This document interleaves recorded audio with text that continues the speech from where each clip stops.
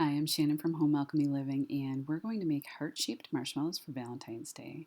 What you need first is vanilla and 2 cups of sugar.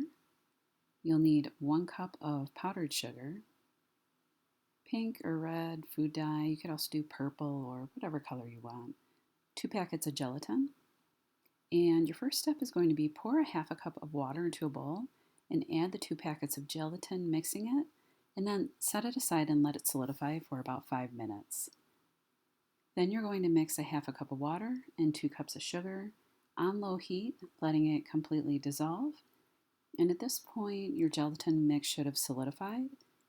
So you're going to go ahead and grab the gelatin mix, add it to the dissolved sugar and water, and bring everything to a boil. Remove the mix from the heat and add it to a mixer. Add your dye and 1 tablespoon of vanilla.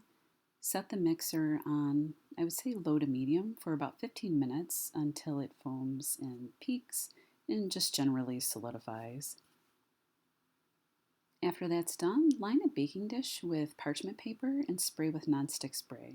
And then you're going to scoop or pour the mix in and set it aside for about 4 hours. Once that time is up, brush the top with powdered sugar, just so it doesn't stick to the surface that you'll be working on.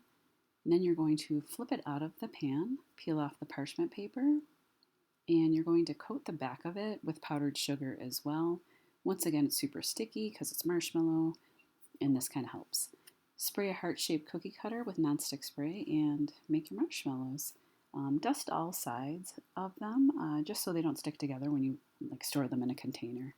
That's about it. You can use this recipe for any holiday, really. Christmas, St. Patrick's Day is coming up next. And yeah, that's about it. I hope you like the video. Please like, share, subscribe, and comment down below. Thanks for watching.